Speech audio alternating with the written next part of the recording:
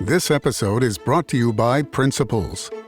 Ray Dalio, legendary investor and New York Times best-selling author, wants to pass along his understanding of how countries go broke, because he believes the U.S. budget and debt situation needs to be addressed. To give you that knowledge, he has put the draft of his book, How Countries Go Broke, The Big Cycle, online for free. It's available now at economicprinciples.org. Fellas, you know Degree Cool Rush deodorant, right? Well, last year they changed the formula, and guys were mad about it. One dude even started a petition. So guess what? Degree heard us, admitted they messed up, and brought the original Cool Rush scent back exactly how it was. And it's in Walmart, Target, and other stores now for under $4. So grab some and remember why its cool, crisp, and fresh scent made it the #1 men's antiperspirant for the last decade. Degree Cool Rush is back, and it smells like victory for all of us.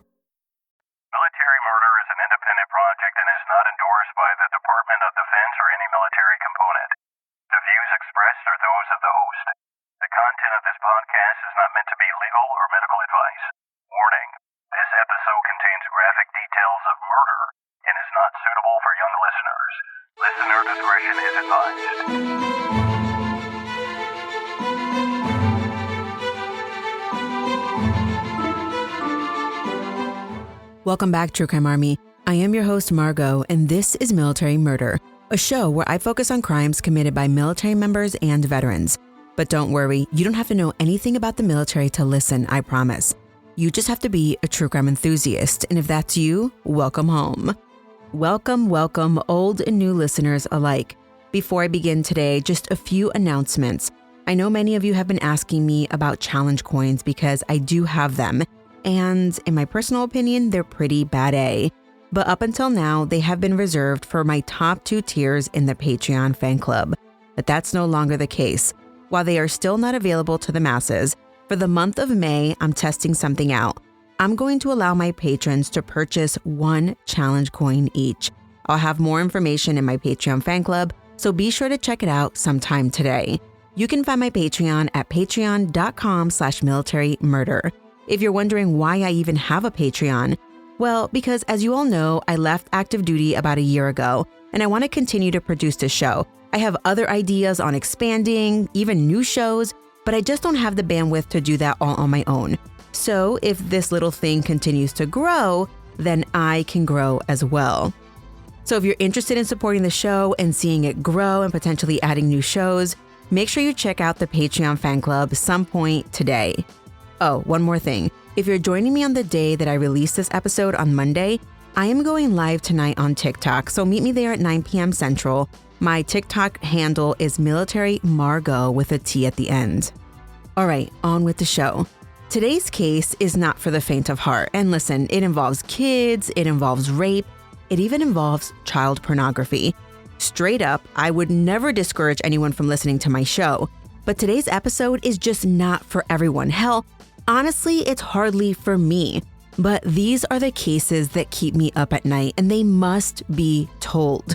As a mother of 3 daughters, this case makes me so sick to my stomach.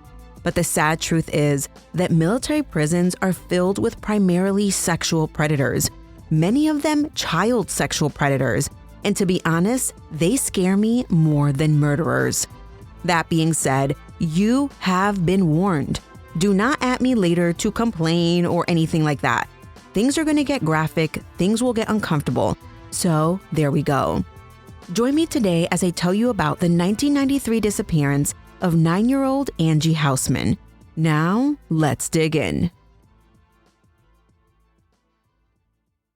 My sources for this episode include articles from the St. Louis Post-Dispatch, Washington Post, reporting by KSDK, 5 on Your Side, and Local News 8. I also watched the press conference involving this case, an IDTV show called On the Case with Paula Zahn, and a YouTube video by Sleuths Investigate. Now don't you worry, this person Sleuths Investigate did have newspaper clippings to show her research. Thursday, November 18th, 1993 was like any old day in the small town of St. Anne, Missouri. St. Anne, just to place it for everyone, is in North St. Louis. One of the residents of St. Anne was 9-year-old Angie Marie Housman. She lived with her mom, 29-year-old Diane Bone, her stepfather, 34-year-old Ron Bone, and her 2-year-old baby brother, Ron Jr. Thursday was a school day, and Angie always took the bus to school. In 1993, Angie was in the 4th grade in Rittenhour's Booter Elementary School. That day, she made it to school, and it was business as usual.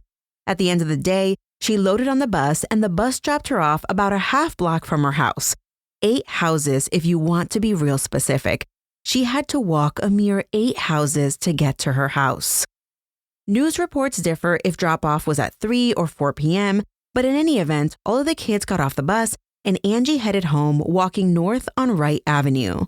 Ron, Angie's stepfather, arrived home close to 5 p.m., and when he walked in the house, he was used to seeing Angie's backpack, or at least he'd hear her somewhere in the house. But on this particular day when he got home, it was eerily quiet. His wife and his son were sleeping, but Ron immediately went to wake Diane up to ask about Angie. Diane was startled, not having realized that Angie never made it home from school that day. They immediately bundled up because it was cold outside, and then they headed into the neighborhood to look for Angie. They started looking and asking other neighbors if they had seen her, and kids who were on the bus that day, they remembered her getting off the bus. As Diane and Ron were looking for Angie, panic started to set in as the sun set and Angie was nowhere to be found. By 7 p.m., they flagged down a passing police officer, and they officially reported Angie Housman missing. And it's at this point that all hands were on deck.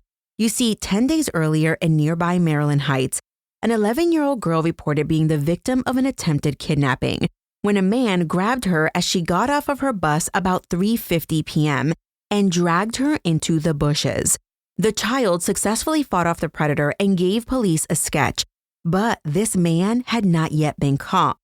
Immediately, police suspect that Angie's disappearance might be connected to that case. St. Anne police immediately bring in a canine to come and track Angie's scent. If neighbors say they saw Angie, maybe the dog could pick up her scent.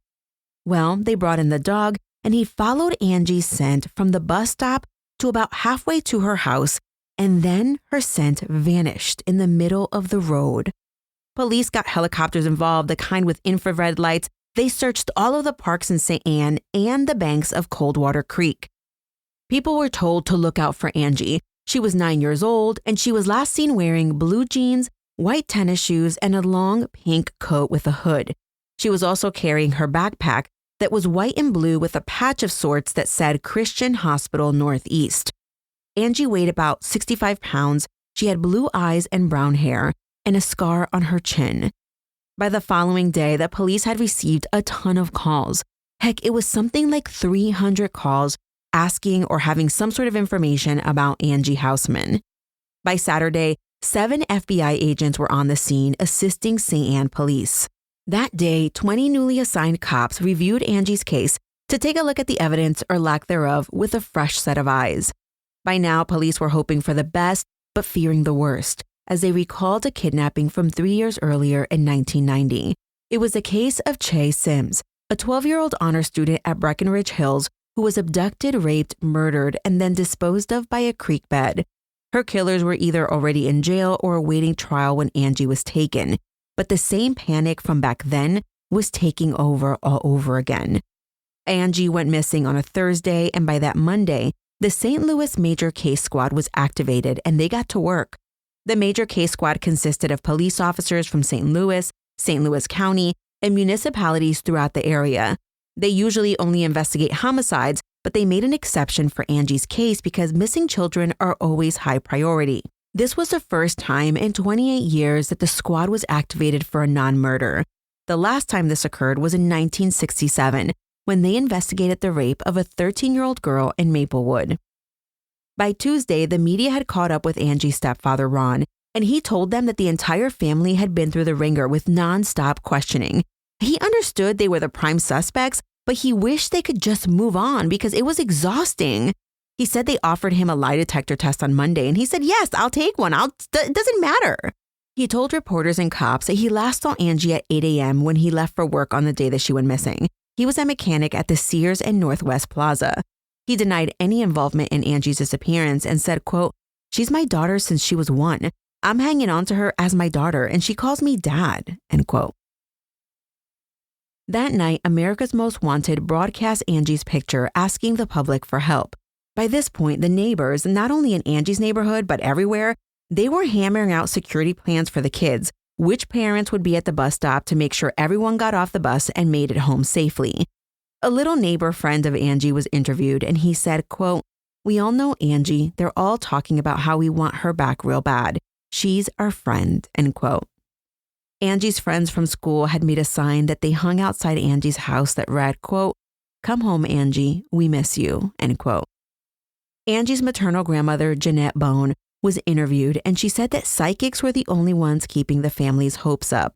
Ron agreed with this statement and offered up that psychics had started calling the house on Saturday, and according to one of them, Angie was alive. She was dressed warm and was being fed.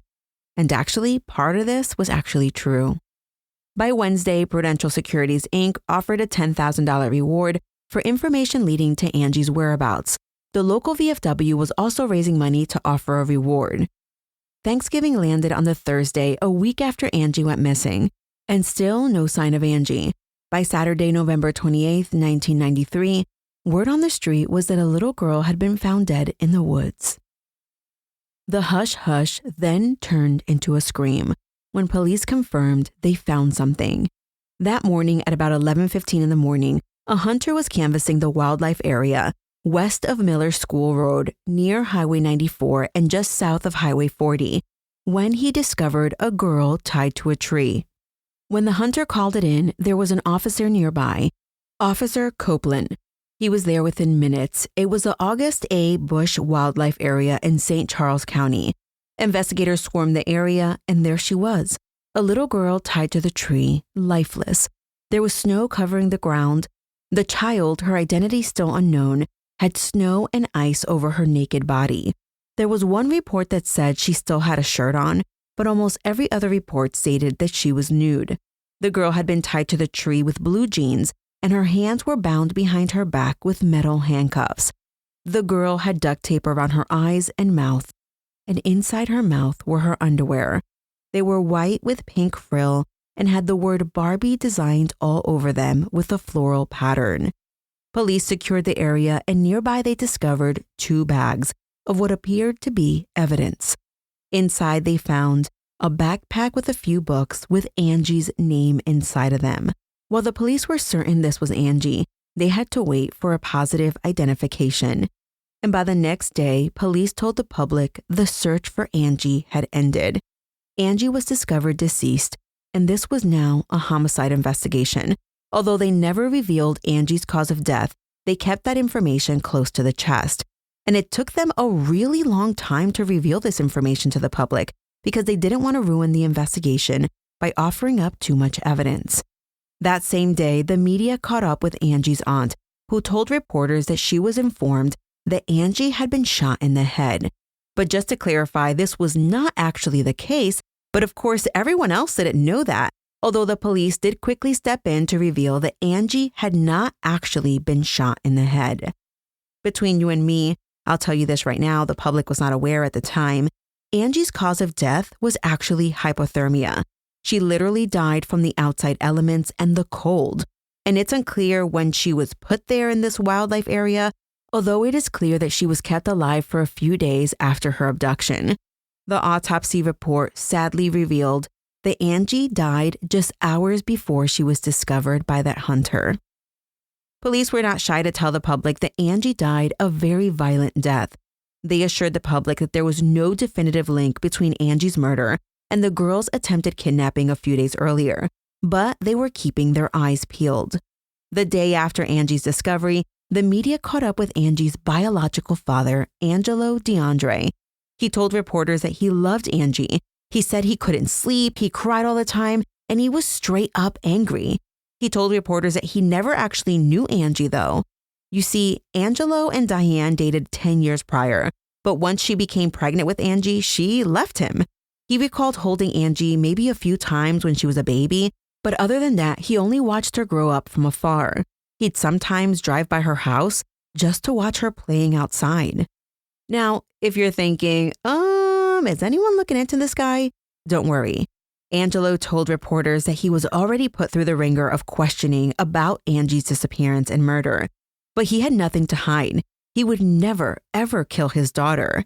And he was cleared. Angie's funeral took place on December 2nd, 1993, 2 weeks after she went missing.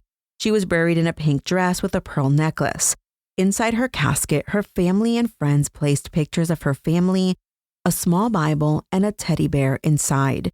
Before she was buried, they released blue balloons into the sky. Angie's grandmother said, quote, "It will be a lonely life for us when we won't be able to see your beautiful face," end quote. Sadly, it was 2 weeks and investigators were no close to finding Angie's killer. But the major case squad had expanded all their time. So they asked for an extension and it was granted.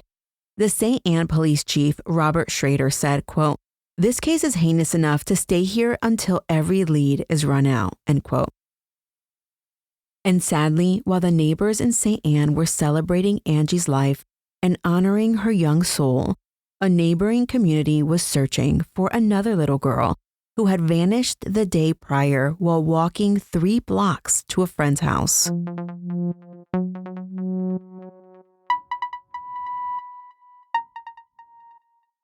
Running a business comes with a lot of what-ifs. But luckily, there's a simple answer to them. Shopify. It's the commerce platform behind millions of businesses, including Thrive Cosmetics and Momofuku, and it'll help you with everything you need. From website design and marketing to boosting sales and expanding operations, Shopify can get the job done and make your dream a reality. Turn those what-ifs into... Sign up for your $1 per month trial at shopify.com/special offer. Missing out on family time because of all the noise? Enjoy the moment without straining to keep up with the conversation. Wow, what a beautiful sunset. Discover Nuance Audio, the new invisible hearing solution that's built into your glasses. Discreet, comfortable, and easy to use. Nuance Audio glasses help you hear better and reduce background noise, so you can get back to enjoying time with your loved ones. Find a store near you at nuanceaudio.com.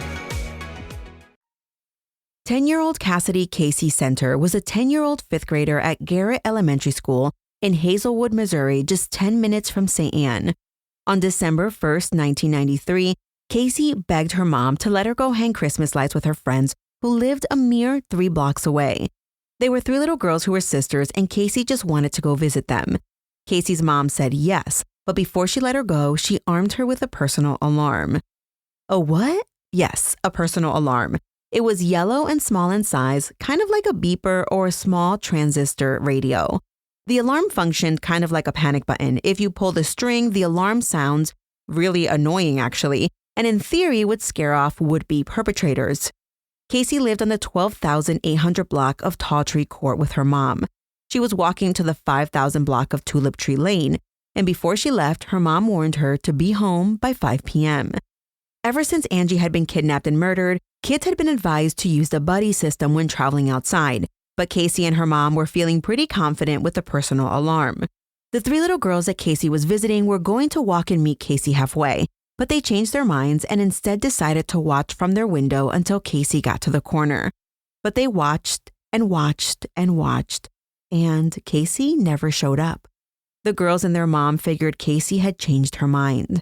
About 90 minutes later, Casey's mom looked at the clock at 10 past 5 and realized that Casey wasn't home. She picked up the phone and called Casey's friend. The mom answered and told her, "Hey, Casey never arrived." What in the world? Casey's mom in the neighborhood and the police soon began to search for Casey. They brought in a scent dog just like they had done in Angie's case, and Casey's scent was tracked to a wooded area in her neighborhood. But there was no Casey. The neighborhood was canvassed and everyone was freaking the hell out. Not another missing girl. Sadly, a neighbor had actually recalled finding Casey's alarm screeching at about 3:40 p.m. And remember, she left her house at 3:30 p.m. So it appeared that Casey met foul play within minutes of stepping outside her house. It's now early December when people should be freaking out about the holidays, but instead, people with children were flocking to Radio Shack to buy personal alarms. Radio Shacks were selling out of these things like crazy, A basic personal alarm sold for $10, and one with a flashlight and a motion sensor sold for $15. Security training consultants and mixed martial art instructors, they were getting nonstop questions from parents about child safety. It was off the chain. The day after Casey went missing and after Angie's funeral, Diane Bone, Angie's mother, paid Casey's mom a visit, and they embraced as they cried together. By December 10th, Mallinckrodt Medical Inc. offered $50,000 to catch Angie's killer. That same day, Casey's body was discovered in an alley in St. Louis. Her body was wrapped in 2 comforters and covered with a pink curtain.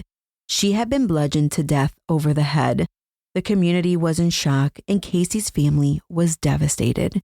That same day, Leah Nauer published an article in the St. Louis Post-Dispatch where she featured information about John Walsh. John Walsh is famous for being the host of America's Most Wanted, but in 1981, he suffered a great loss. His son, Adam, was abducted from a shopping mall and later found dead. John Walsh dedicated his life to help with cases just like his son's, but he also dedicated his life to finding perpetrators.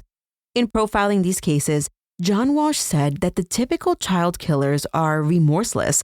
They're typically loners who prefer sex with children.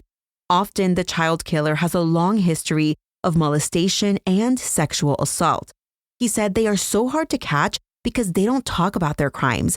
There are usually no witnesses. These men are mobile and repeat their offenses. Now, I want you to keep what John Walsh has said here in the back of your mind, because when they eventually find Angie's killer, John's description is spot on, over and above what the FBI or the police profile says. It's now mid-December of 1993. Everyone was talking about the buddy system. They were saying children should never be without adult supervision, and if they have to be, then they should roll in packs, which honestly is always a good idea. At this point, police are now looking for 2 killers, the person who killed Angie and the person who killed Casey. Now, police are not completely sure if it's maybe the same killer, so the cases were investigated separately as they should be. I'm going to focus on Angie's case for now as I continue. The police go on to profile the child killer or killers as follows. They believe that it's someone who lives alone or whose roommate just moved out or is away for an extended period of time. They believe it's a white male between the ages of 20 and 45 years old, a person who recently lost a job or a loved one. This person is intelligent but holds a menial job and has several vehicles that they can switch on and off from. But with that, the rest of 1993 is quiet and closes out without any arrest in the murders of Angie Housman and Casey Center. 1994 rolls around and an arrest was made, but not in Angie's case and not in Casey's case. Remember that attempted abduction that occurred a few days before Angie went missing? Well, an arrest was made in that case. It was 37-year-old Gary Stufflebean. He's from Spring, Texas, and worked as a corporate auditor. He lived in Austin but traveled often to St. Louis on business trips and to visit family. Gary was arrested in mid-December of 1993, but we didn't really hear about it, and he hadn't been released on bail. He was charged with sexual abuse and attempted kidnapping, and he admitted to sexually assaulting 4 different girls. But he denied any involvement in Angie and Casey's case. And well, on January 7th, 1994, the police announced that Gary had been cleared in the 2 murder cases. It turns out he was cleared using travel records, coworker statements, and electronic password systems. And all of the evidence showed he was nowhere near St. Louis during those abductions and subsequent murders. Gary was released on bail, and one of his victims' mom, no kidding, showed up at Gary's mom's house wanting to talk with him. But Gary's wife was there, and she was standing by her man. She thought he was innocent, and she wouldn't let the woman in. And the 2 women, the mom of the victim and Gary's wife, actually got into a shoving match. Anyway, Gary Stufflebean ultimately pled guilty and was sentenced to 5 years in prison. So at least for now, one case was closed. In February of 1994, another case's investigation would soon come to an end. You see, on February 3rd, 1994, an arrest was made in Casey Center's abduction and murder. One of her neighbors, whose name was Thomas Brooks, was charged with kidnapping and murder in Casey's case. Well, what happened was, when Casey's body was discovered in the alley in St. Louis, detectives noticed distinct tire marks near the scene. They eventually concluded that these tire marks came from a U-Haul truck. So police went back to Casey's neighborhood and asked around, hey, had anyone seen a U-Haul truck? And someone actually recalled seeing a U-Haul at a neighbor's house within a week of Casey's disappearance. So police knock on this neighbor's door and a woman answered. She said she had no idea about a U-Haul truck and she didn't know or see anything about Casey. She lived with her brother, Thomas, and another man, and they were all questioned and they all denied a connection to Casey. But somehow police obtained a search warrant and wouldn't you know it, Casey's blood was inside the house. Also inside was the murder weapon, the blunt force object that killed Casey. Thomas Brooks was questioned and at first he denied any involvement, but eventually he broke and this is the story he told. After Casey left her house on her way to her friend's house, she actually made a pit stop by the Brooks house looking for his young nephews. Thomas let Casey into the house. It's unclear who else was home, but instead of leading her to his nephews, he led her to the basement of the home where he tried to sexually assault her. When Casey panicked and screamed like crazy, Thomas grabbed the bed slat and hit Casey over the head multiple times until she stopped screaming and until she was dead, which means that Casey was dead within 15 minutes of leaving her house. Thomas had to go to work that day, so he covered Casey's body and left her in the basement. After he returned, his sister told Thomas something to the effect of, "I don't want to know about what I just saw downstairs, but you better get rid of it." While this conversation is happening inside the Brooks home, outside that very house, dozens, maybe hundreds of people were searching for Casey Center. A week later, on December 8th, remember Casey vanished on the 1st, Thomas rented a U-Haul truck. While Casey's body was still wrapped and in that basement, he placed her on a dolly and rolled her onto the truck to not appear suspicious. Then Thomas drove to St. Louis and dumped her body in the alley. Thomas Brooks did ultimately have his day in court in 1995, where he was convicted and sentenced to death. He subsequently died, however, in 2000 from complication from the AIDS virus.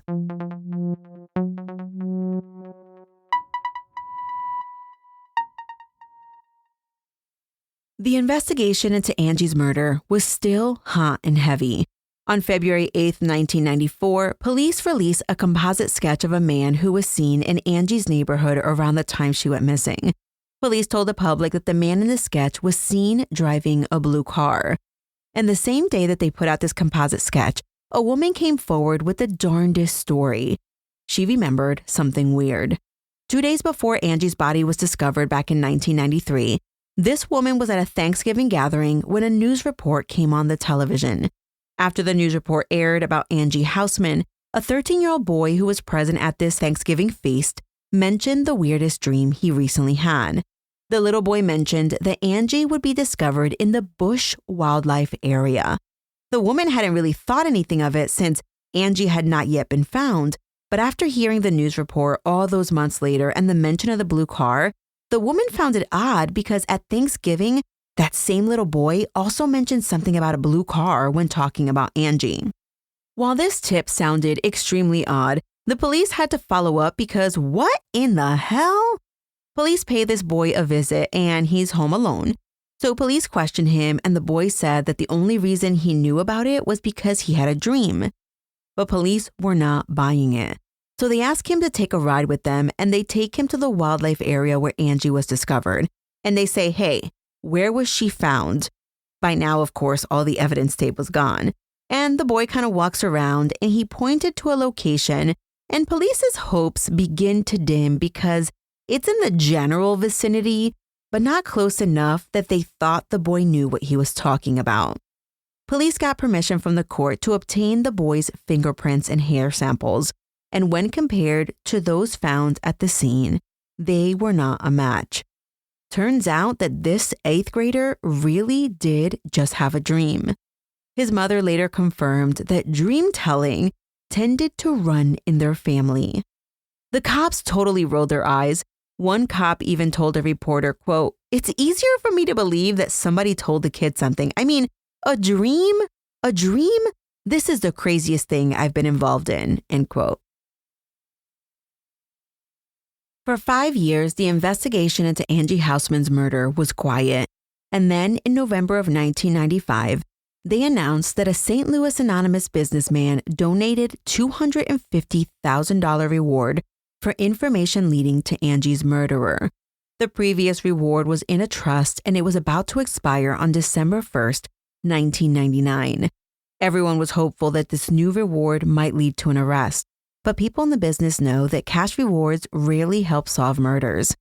A year and a half went by without much information, and then in May of 2001, police believe they might have a break in the case. An inmate pending charges for murder has just confessed to 10 murders, one of those being little Angie Housman. You can actually watch a part of this guy's confession in the episode of On the Case with Paula Zahn, and it is so sickening to listen to his confession. The man's name is Corey Fox. He looks like a wise guy, and he basically said that he didn't act alone. It was him and another guy he called Virgil.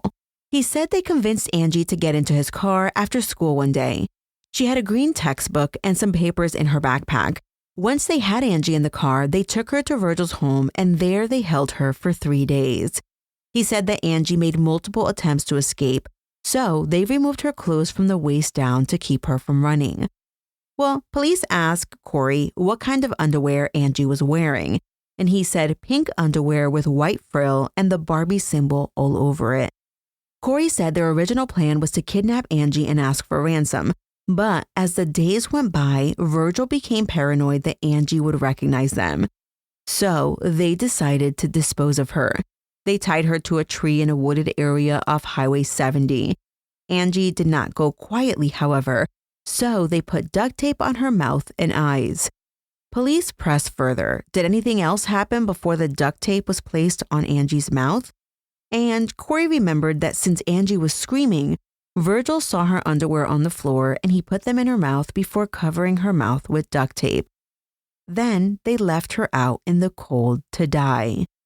After Corey's confession, detectives were stunned. Did this guy actually do this? Overall, the stories seemed to add up, but they needed to make sure he wasn't just seeking attention or attempting to remove the focus from the murder he was actually accused of committing. Detectives press further. They want to know all the details, and it's then that Corey's story began to fall apart. They asked him what types of handcuffs Angie had on, and he said they were plastic, kind of like toy cuffs. Wrong. They were legit metal handcuffs. There was also some discrepancy in what Angie was wearing when she was last seen. Almost as soon as they got their hopes up, their hopes were deflated. Police knew Corey Fox was a liar. Sadly, the Angie Housman investigative team spent hundreds of man-hours following these Corey Fox leads, only to end up at square one. Corey Fox was definitely a piece of work. He ultimately pled guilty to the underlying murder of stabbing a man named Don Capal, and he was sentenced to life plus 30. But wait, that's not all for Corey Fox.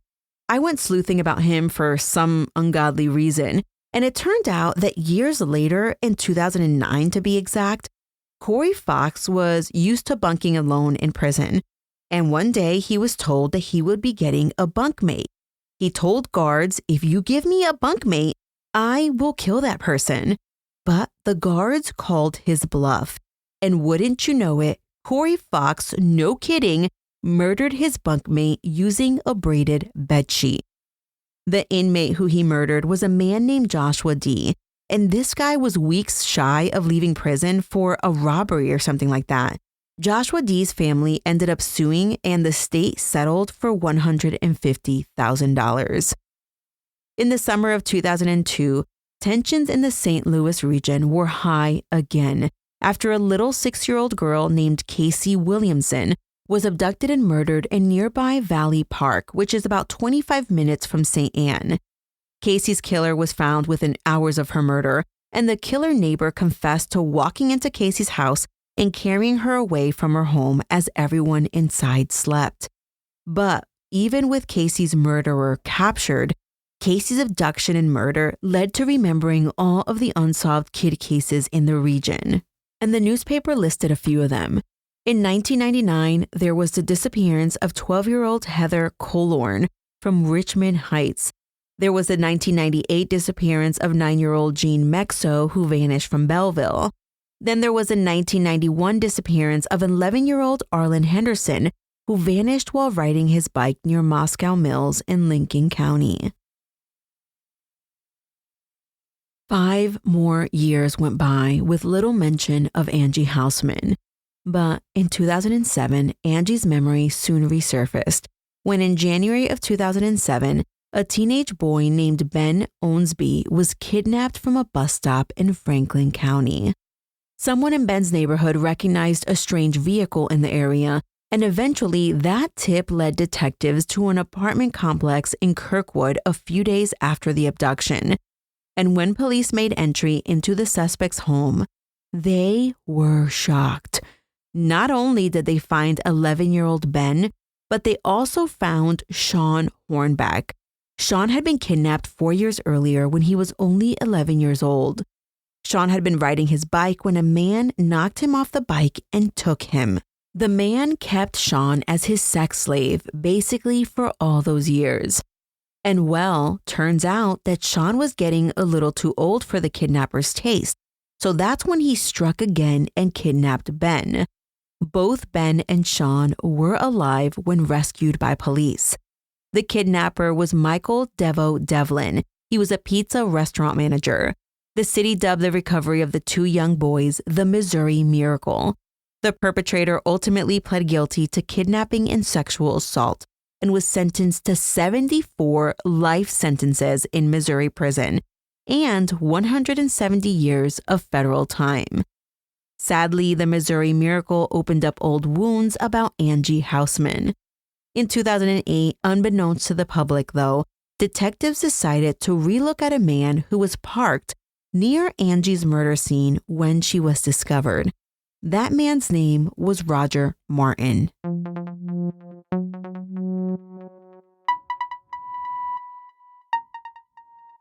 Ryan Reynolds here from Mint Mobile. I don't know if you knew this, but anyone can get the same premium wireless for $15 a month plan that I've been enjoying. It's not just for celebrities. So do like I did and have one of your assistants switch you to Mint Mobile today. I'm told it's super easy to do at mintmobile.com/switch. Upfront payment of $45 for 3-month plan, equivalent to $15 per month required. Intro rate first 3 months only, then full price plan options available. Taxes and fees extra. See full terms at mintmobile.com. My favorite thing about Shipt since I signed up for Target Circle 360? No price markups when I order same-day delivery from tons of local stores. Only a handful of alcohol retailers and items don't count. I won't lie, I've had too much fun being like, markups on groceries? Not in my fridge. Markups on pet food? Not for my DOG. Markups on tools, electronics, home goods, meds? Not in my house. Anyway, it's awesome. Order now at shipt.com/360. Terms apply. When police initially interviewed this Roger cat at the scene, they asked him why he was parked in such a remote area, and he said he was a hunter. But when police looked around his vehicle, they didn't see any hunting weapons, which was odd. But at the time, police didn't question him any further. But years later, when they re-looked at the file, they looked into Roger's background and he had quite the rap sheet, including, get this, sexually related offenses with a minor. What? How could detectives have missed this? Before police approach Roger Martin, they follow up with one of his victims, and when they discover that one of his crimes occurred on Miller School Road, which is near Angie's discovery site, police want to talk to him stat. They bring Roger Martin into the station, and this interview is recorded, and parts of it are shown on The Case with Paula Zahn. Detectives ask Roger what he was doing at the site where Angie was found, and he said something to the effect of, "Wrong place, wrong time." They show him a picture of Angie, and he said he's never seen the girl. But whenever they take the picture out, he always seemed to get like real squirrely, which makes the detectives really confused. When they asked Roger where he was at the time of Angie's abduction, he said he was at work, but this alibi didn't check out. Well, detectives offer Roger a voice stress test, and he agreed to take it. But according to the show, he failed it. And that's when they took his fingerprints to see if they matched the fingerprints on the duct tape found on Angie. And it turns out it was not a match. After 9 hours of interrogation, police do not have enough to arrest Roger, and they start to think that maybe he didn't have anything to do with it. And with that, they remove yet another suspect from the lineup. In 2013, there was a major piece written by Bill McClellan in the St. Louis Post-Dispatch. In this piece, he memorialized the 20-year anniversary of Angie's abduction and murder. The piece was written to get people talking again, but sadly, it would be another quiet 6 years for the public. But behind the scene, detectives were still busting their rumps. The prosecutor was eager to solve this case because Angie Housman's case was at this point part of the fabric of the St. Louis community, and everyone just wanted answers. So they opened a new task force to relook at Angie's case.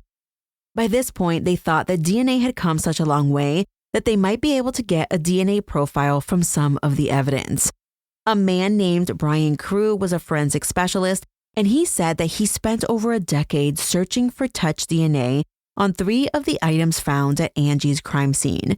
Specifically, he looked at the handcuffs, the duct tape, and Angie's underwear. They were really hopeful about the duct tape because, it's so sticky. I mean, have you ever dealt with duct tape? It's just so hard not to get your fingerprints on it. But when they went to test the duct tape, they opened up the evidence bag, and wouldn't you know it, the sticky part of the duct tape, the important part that I was just talking about, well, after all these years, it had turned to dust, so it was useless. When they moved on to the handcuffs, they couldn't get a good enough DNA result because Angie's blood was covering the handcuffs. Yet another setback in this horrible case. Finally, forensic experts turned to Angie's underwear. For years, Angie's underwear were out of the question as far as getting a usable DNA profile. You see, Angie's underwear contained fabric dye, D-Y-E, which could have altered the DNA.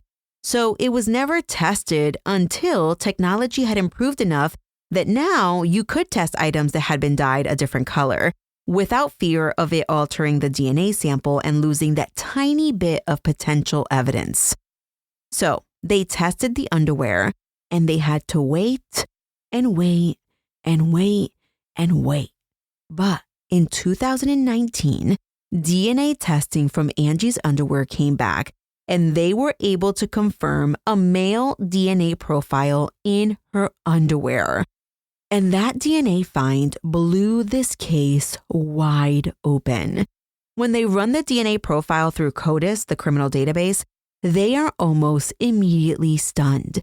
The profile matches a man named Earl Cox Jr., a man who is already serving time in North Carolina. But wait, I'll get there. The 2 detectives, Langford and Copeland, who had been working Angie's case for the last 2 decades, they swore that they would never retire until Angie's case was solved. They were both contacted when they pinpointed a guy in her case, and they both broke down. All their hard work had finally paid off. So, you're probably wondering, who in the hell is Earl Cox Jr.? And here it is.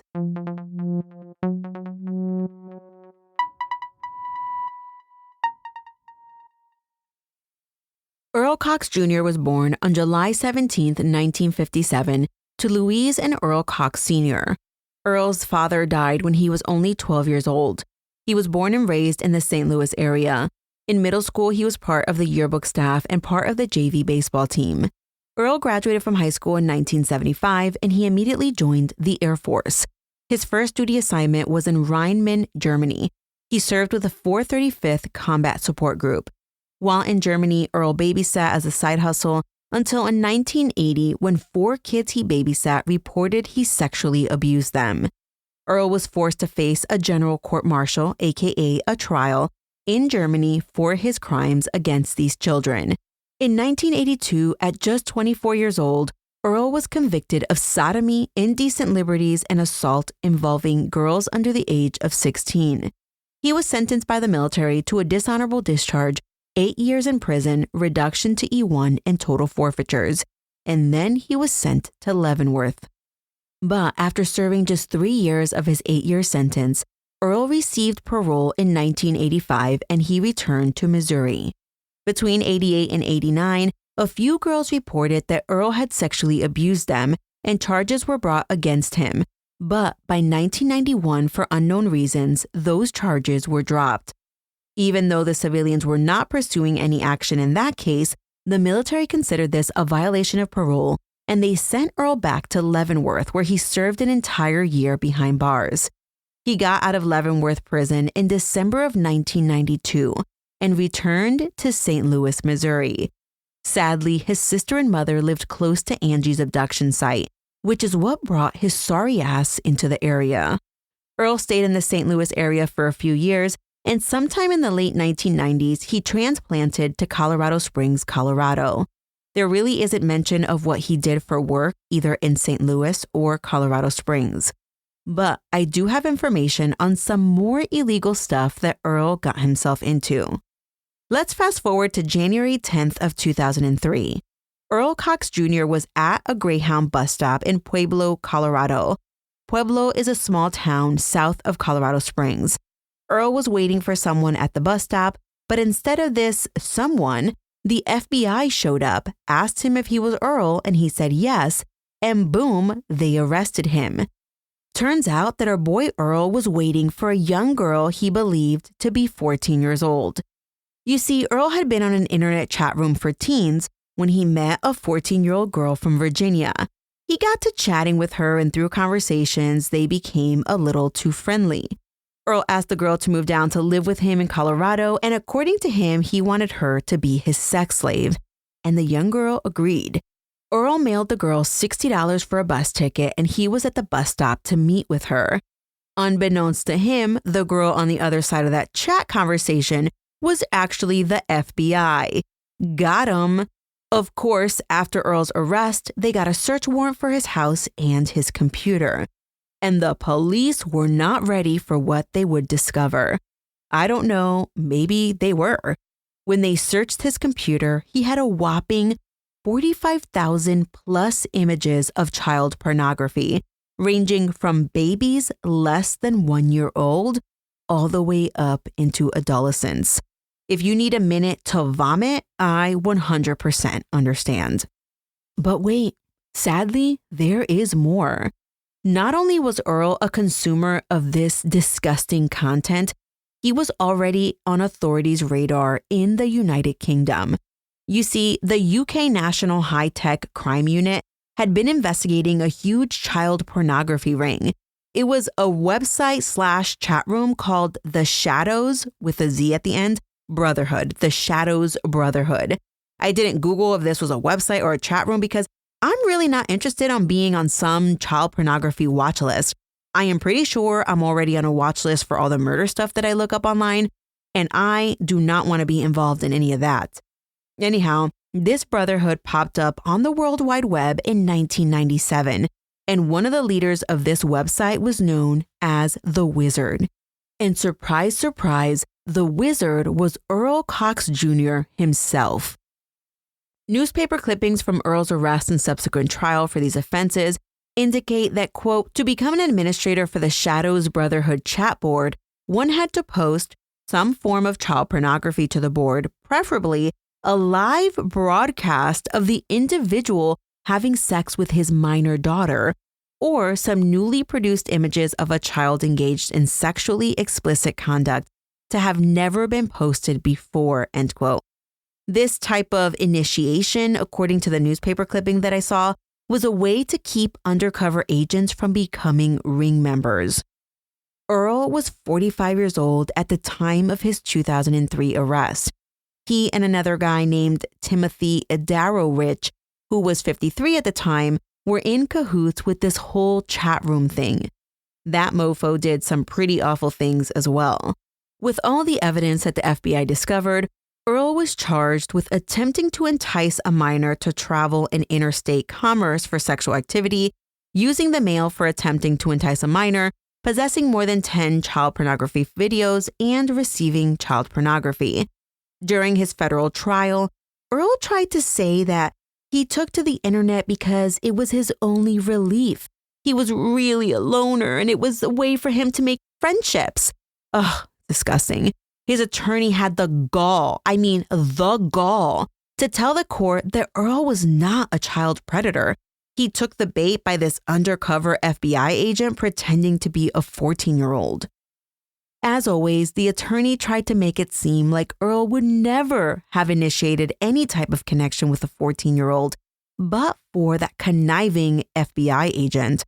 But the prosecutor was ready for that line of argument, so they pinpointed to, the prior child sexual abuse convictions from his time in the Air Force when he babysat people's kids and abused them. This By the way, the name of the chat room where he met this 14-year-old was called Teen Flirt.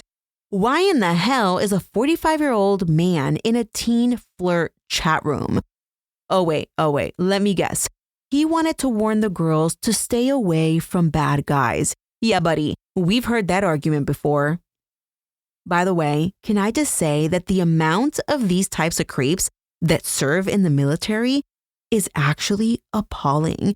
I mean, the same can be said for the civilian sector, but really it makes you wonder who your neighbor is and what they do on their computer. And you're probably wondering, why did it take so long? This website showed up in 1997 and he didn't get caught till 2003 because of something else. So what took so long for them to bust this network? Well, it had taken so long to bust this network of creeps because their website and chat rooms had sophisticated encryption techniques. Needless to say that Earl's arrest and the subsequent search of his computer led to the arrest of men in over 4 countries, including the US, Canada, Germany, and the United Kingdom. For his crimes in Colorado, Earl was sentenced to a whopping 10 years in prison, which personally is not enough time. In 2011 or 2012, around that time frame, Earl was set to be released from prison. But wait, he underwent some sort of psychological evaluation where the doctors reported that Earl was likely to reoffend. So they did a crazy, albeit legal thing. They involuntarily committed Earl under the Adam Walsh Act, which became law in 2006. Now, if you're interested in checking it out, you can find the Adam Walsh Act at 18 U.S. Code 4248. And y'all, did I learn a new thing doing research for this case? I found a presentation by a federal litigator and public defender, and this is what I learned about the Adam Walsh Act. The Adam Walsh Act allows for the civil commitment of sexually dangerous persons. Sexually dangerous is defined as a person who has engaged or attempted to engage in sexually violent conduct or child molestation and who is sexually dangerous to others. Sexually dangerous to others means the person suffers from a serious mental illness, abnormality, or disorder as a result of which he would have serious difficulty in refraining from sexually violent conduct or child molestation if released. There's a 3-pronged test that goes along with this. The first prong is that there must be a prior offense, sexual nature. Child pornography alone is not enough, but indecent exposure can count. The second prong is there has to be a serious mental illness. You have to think like pedophilia. And prong 3 is serious difficulty refraining from committing these crimes. Think multiple hand-on offenses, the length of time between these offenses, and the length of time without committing these offenses. Now, getting someone involuntarily committed is really not that simple, though. There are interviews, evaluations, expert defense counsels, judges, and ultimately, if someone is involuntarily committed, there are challenges and appeals. By the way, Earl argued every single year after his commitment that he should be let go, not because he has been rehabbed, but because according to him, quote, he was too sick to reoffend, end quote. Ugh, too sick my ass. All that to say that Earl Cox Jr. underwent all of this and was committed and placed in a prison in North Carolina, where he sat until the DNA found on Angie's underwear came back as a match to him. Remember earlier where I talked about John Walsh and what he said early on about child sexual predators? Well, who would have thunk that all these years later, John Walsh's hard work would pay off in this particular case? And let me just add real quickly here that the Adam Walsh Act became law on the 25th anniversary of John Walsh's son's disappearance and murder, which is just truly so sad.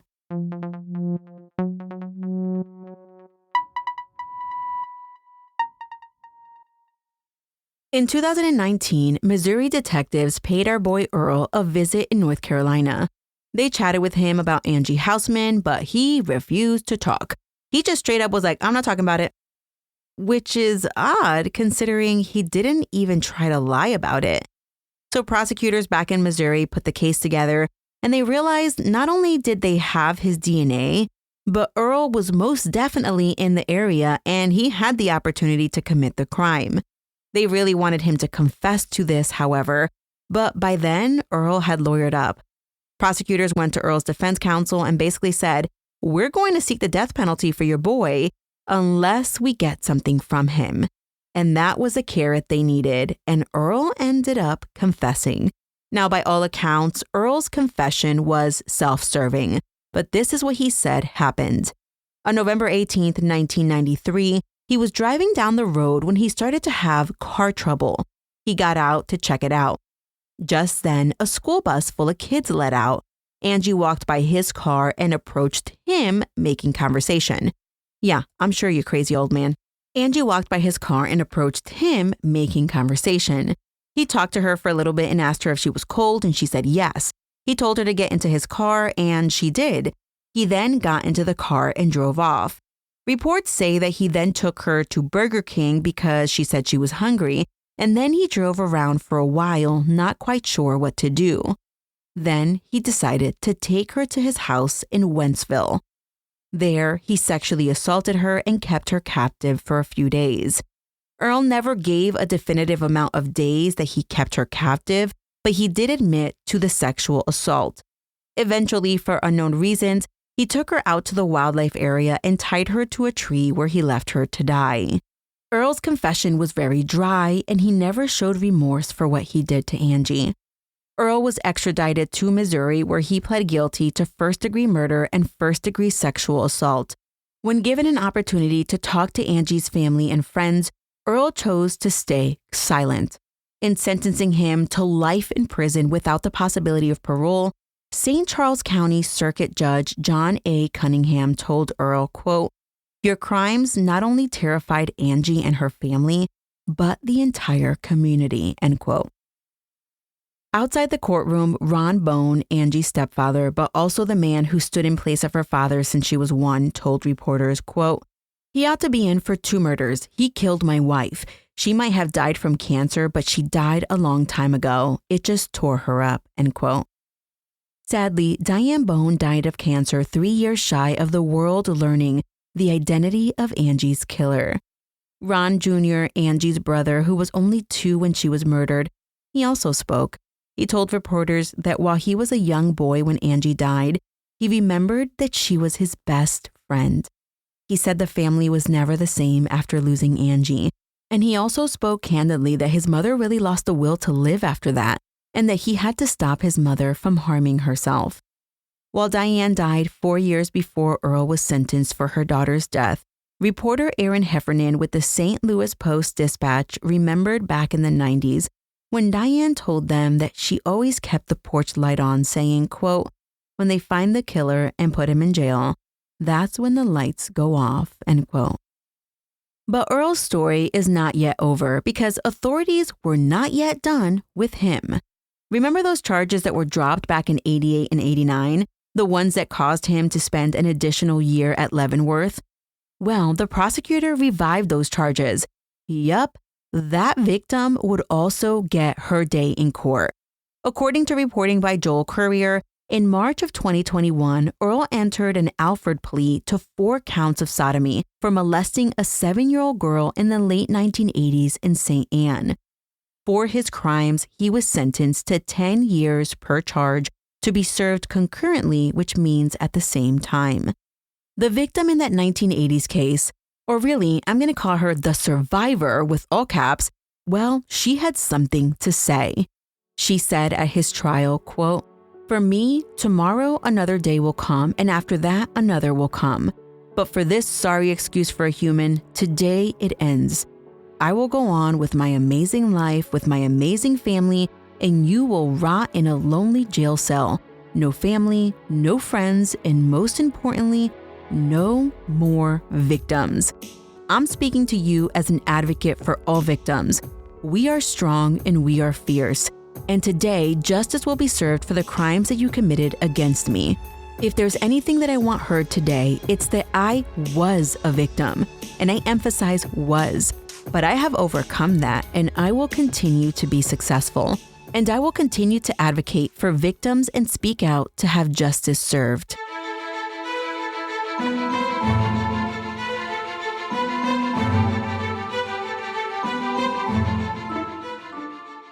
When I tell you that I struggled to muster everything in me to do this case, you just know that I almost didn't do it.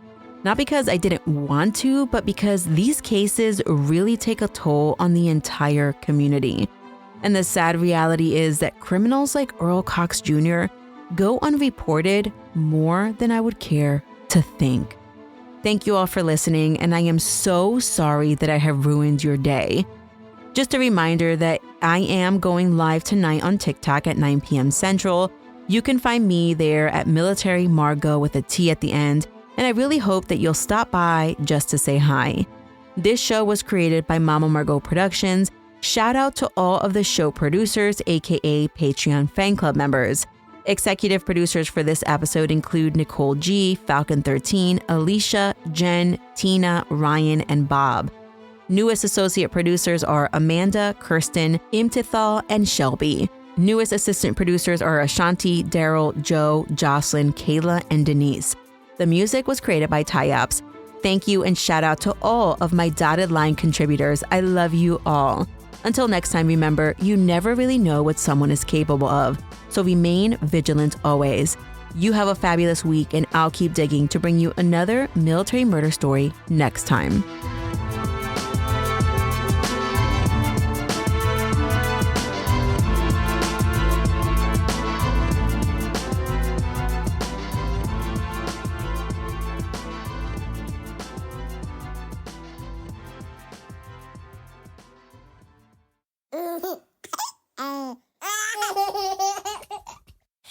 Mama's working on her podcast.